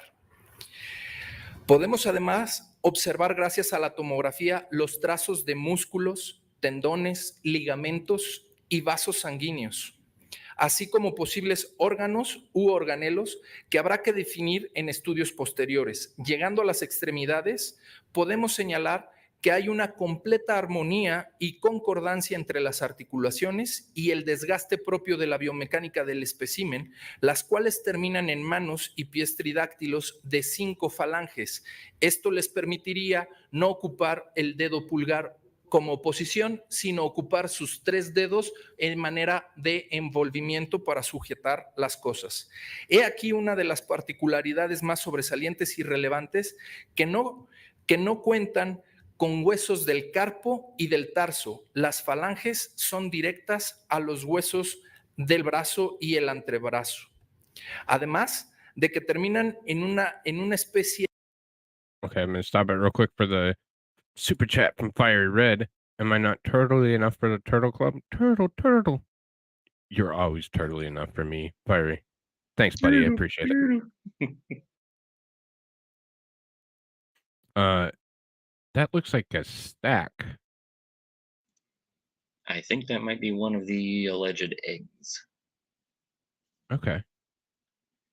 What if we just took that out and... Are you trying to say, what if we took that out in Jurassic Park, that thing?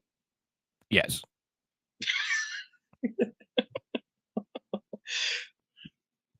Oh my God. I mean, I wouldn't, because totally then I would be Malcolm. responsible, but I would heavily insinuate it. Your scientists were so preoccupied if they could, they didn't stop to think if they should. And that's it there. So our next translation: in the abdominal cavity, thanks to tomography, we're able to show at a millimeter level that there are oviducts with the presence of millimeter eggs. This means that they were in continuous gestation process. In addition, it corroborates 100%.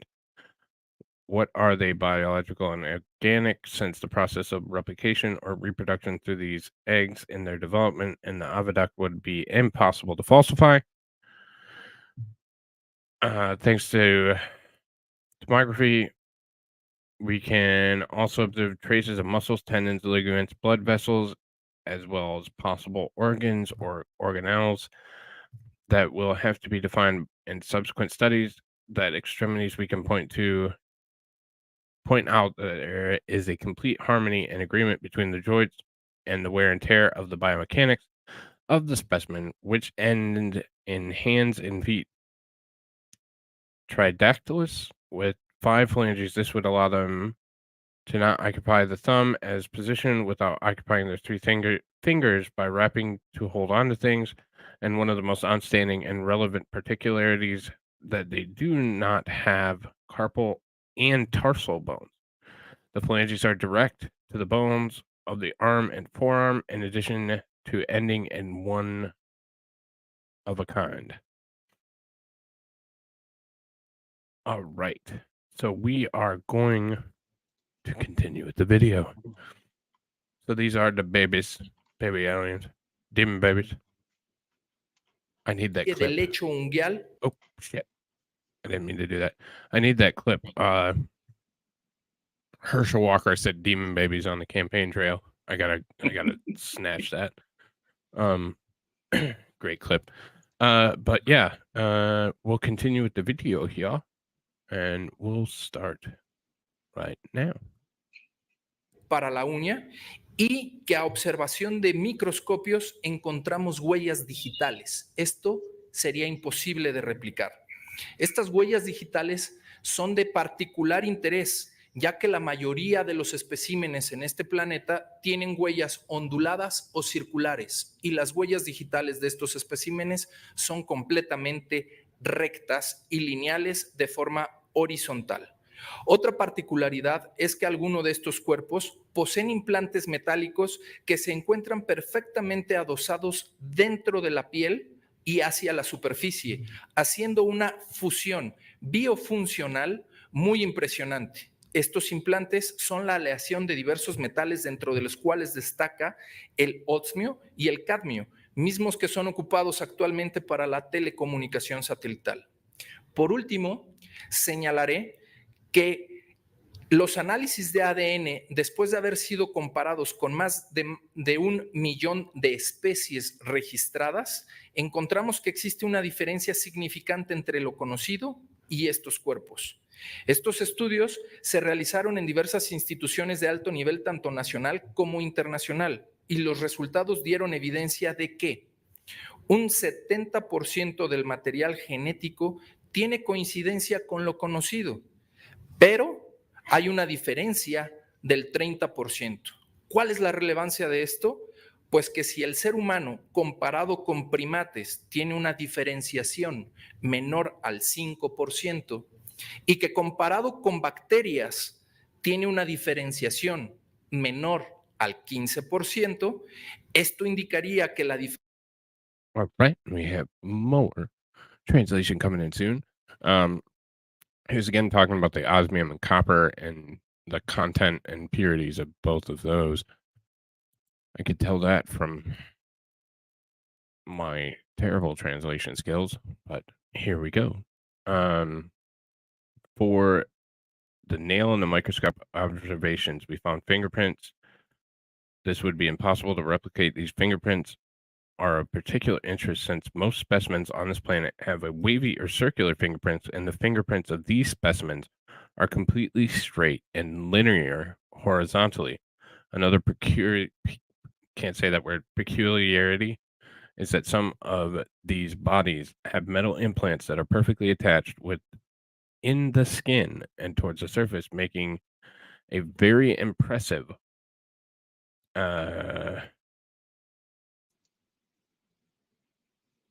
lost my place. Biofunctional fusion.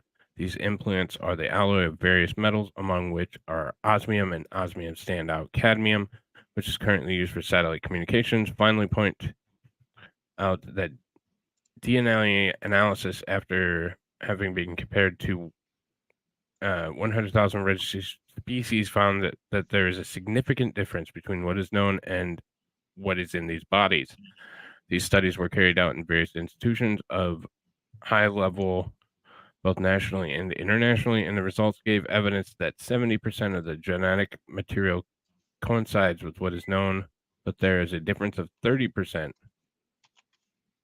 What is the relevance of this? Well, if the human being is compared with primates, has a differentiation of less than 5%, and compared with bacteria as a differentiation of less than 15%. So when you're taking it on the scales of differentiation, we're very close to many of the things that are here on Earth, and this is significant. 30% doesn't seem like significant, but in biodiversity it is. Yeah. I mean, theoretically, bonobos are only like, or was it chimpanzees are only 2%, genetically different from humans. Yeah. So, so that's quite a bit. That's going to be a completely different animal with completely different intelligence, and blah blah blah. So, I mean, that would fit. That would fit, and it would be unlike anything we have here because everything's pretty close. So, we share a lot of the same signatures. I don't know how gamut, but I know that it's generally recognized that we share a lot of DNA with a lot of different creatures here. So, but yeah, we will continue on Enigma y Misterio, the video. I think that means enigma and mysterious, or mysterious and enigma. Mysterious riddle or mystery and riddle. Sure, we'll go with that. I'll allow it. Yeah. All right, so we'll keep moving with the video here. Diferencia encontrada de más del 30% es algo totalmente fuera de parámetro y de lo esperado. Es ajeno a lo descrito y conocido hasta este momento por el ser humano. Estos estudios y resultados se encuentran publicados y a disposición de quien guste analizarlos o darles continuidad. Aceptamos que hay aún mucho por descubrir y estamos abiertos a que la comunidad científica y el mundo coadyuve en sumar esfuerzos para definir ante qué estamos y hasta dónde podemos llegar como resultado de una colaboración en un estudio científico y académico. Como conclusión, y por todo lo expuesto, podemos decir que estos cuerpos son de una especie no humana que tiene diferencias irrefutables con lo descrito en la biología y taxonomía del árbol de evolución de las especies darwiniana, sin un predecesor común o rastreable, o sin una descendencia y evolución aún descrita. Puedo afirmar entonces que estos cuerpos son reales al 100%, orgánicos y biológicos, que... Okay, he's advertising. Stingy, member for 3 months now. Thank you, brother. It's the corpse of Evangelion. Damn you, Gendo. Getting on the robot. Getting the robot on the robot Shinji. Okay, yeah, I know what he's referencing. That's funny. I have no idea what the hell any of that means, but I'll take it. Neon Genesis Evangelion. It's an anime, and there's a lot of that's a weird one because it's supposed to. It at the outset looks like a giant robot anime, but it turns out there's a lot of really weird science and like biblical imagery in it, and yeah, it's wild. It's worth the watch. Oh, okay. So this is going to be our last pause. 1, because I'm running up on a time consideration, and 2, because now it's not. Now they just basically say donate here or assist here, that kind of stuff, and I don't really feel like advertising for them because if they're trying to grift off from it, then that's really going to piss me off. So I'm just going to avoid it at all costs. So sounds like fair. So the last translation that he just finished with, difference found more than 30% is something totally out of parameter, and from what was expected, it is foreign to be what has been described and known up to this moment by the human being. These studies and results published are available to whoever likes to analyze them or give them continuity. We accept that there's a lot to discover, and we are open to scientific community and the world WV and joining efforts to define what we are facing and how far we can go as a result of the collaboration and scientific and academic study. As a conclusion, and for all the above, we can say that these bodies are from a non-human species that has irrefutable differences with what's described in the biology and taxonomy of the evolution tree of the Darwin and Anna species without common traceable predecessor or without descendant in evolution. Even described, it can affirm that these bodies are real, 100% organic, and biological. So we at least got that part. So it is. So that's again, that's a close up from the video of one of these bodies. Oh, damn it. I did a message. I didn't mean to do that. So this is one of those bodies. Here is their reconstruction. These are just screen clips from the video, but they're on Twitter. So this is by far the most interesting to me, the X-ray images. Or CT. They're probably CAT scan images, but yes, paper mache, non-human. Sorry, sarcasm. No, myself. No, it's a valid point. There has to be a reason for all these disclosures that were like nothing has changed on the. There has to be some ulterior motive, and I think that's where I don't want to speak for him, but Kaiser and I both are at right now. We're excited, and we'd love nothing more for this to be real and accurate. But absolutely, there seems to be some other motive for why we're getting disclosures at this point. I don't know. Yeah. It just something doesn't feel right. And usually if it doesn't feel right, then it's not. So but great movie. What movie? Master of Disguise movie. God, it's such a terrible movie, but it's almost one of those. It's not even so bad it's bad, or so bad it's good. It's kind of so bad it's bad. It's kind of like watching a train wreck. There is like one good joke in the entire movie, and the thing is, they try to repeat it multiple times, and it just doesn't work. Just falls flat. Yeah. It works one time, and then they keep doing it over and over, and it doesn't work. And it's the whole Brent Spiner farts gag. I mean, keep going to the well if it works, but it doesn't. It doesn't. Ever. It worked one time is all you get. But, so yeah, what's your 51%? Where are you at? Is this real, fake, PR stunt, money grab? I'm undecided, if I'm being completely honest here, because how's that fence feel, Kaiser? I hate being the fence sitter in all this, because I always usually am the one that's kind of like one side or the other, right? And I flat out just don't know, and I can't tell. Yeah, I have more questions than I have answers, and I mean, this is just so fresh that they're still. I mean, it's not easy to look out there and get that info right now, and of course, they had to make it adequately more difficult by not adding captions to this. Thanks, Mexico.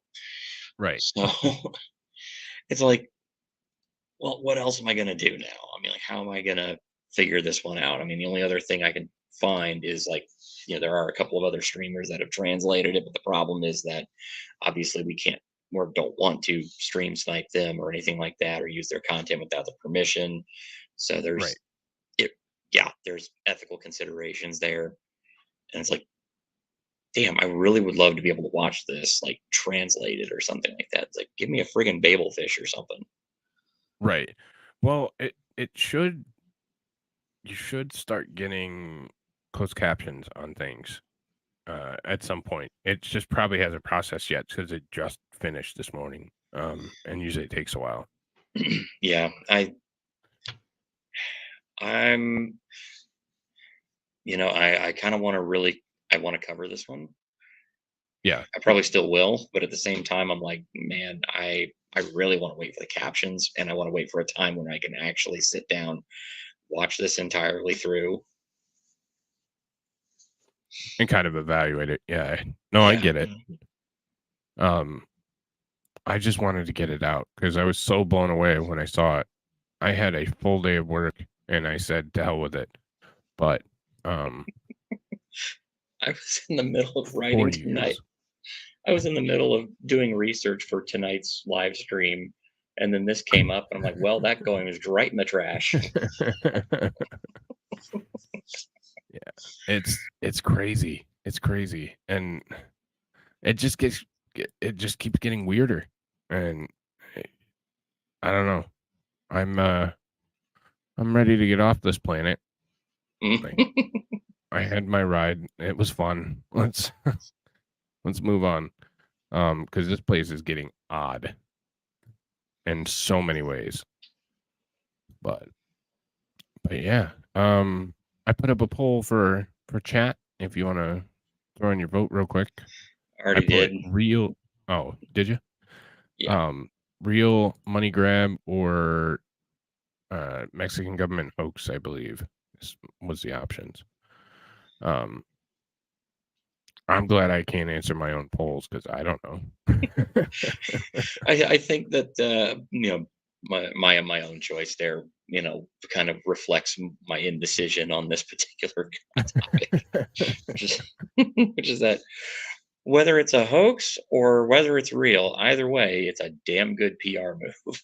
Right, for sure. Because I mean, it has all kinds of people watching the Mexican Congress live stream. So, who's ever done that before? I haven't. Yeah. So, I guess yeah, get your votes in. Sorry, go ahead. Yeah, I was just gonna make a joke there. It's like this famous kind of meme that's out there now. It's like this ride only stops for emergencies. Crying is not an emergency. Yeah. But yeah, we'll allow some people to get votes in, and we will wrap it up here so I can finish my real life work. But I want to give a special thank you to Shenny for translating on the back end furiously and giving me some kind of a show at least, because I kind of just went for it as I normally do.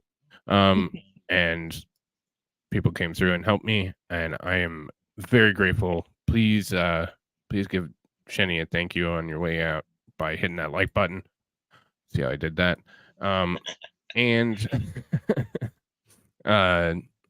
And yeah, thank you, Kaiser, for coming on short notice. Yeah, thank you. Very short notice. Yeah. So I think that I think I'm to a point where I don't know what's going to prove it to me.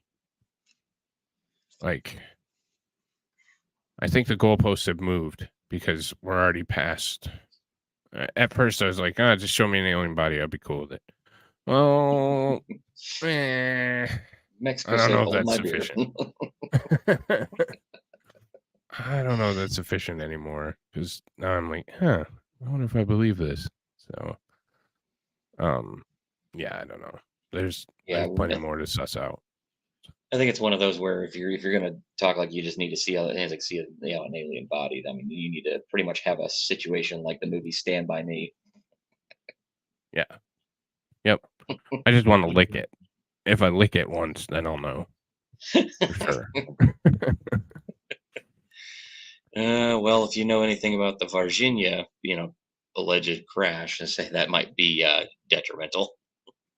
Yeah, there was actually a guy, was a soldier that apparently grabbed one of the occupants of the crash, and supposedly he died 3 weeks later of a mysterious skin infection. Wow. Damn. Yeah, I'm going to be covering that one eventually. The Virginia crash is weird. Huh. Right. So we will end the poll right here. Mexican government PR stunt, 77%. Overwhelming favorite, 76%. YouTube lied to me. Real aliens, 15%. Cash grab, 7%. So that's what you guys think. PR stunt. I can't say I disagree with you. Yeah. But I'm going to be horrifically non-committal right now. My personal opinion, as I said, is that I take it from the point of whether it turns out to be real or a hoax, it is a great PR stunt. Yeah. And money will probably come too. Exactly. Thank you, Stingy, for renewing your membership. Thank you, Fiery, for the super chat. I am taking tonight off. We will be watching a movie together in my Discord at whatever time Shenny says, because I don't pay attention. And other than that, I am going to get off here. Thank you guys so much for joining me. Have a great day, everybody, and we will see you soon. Take care.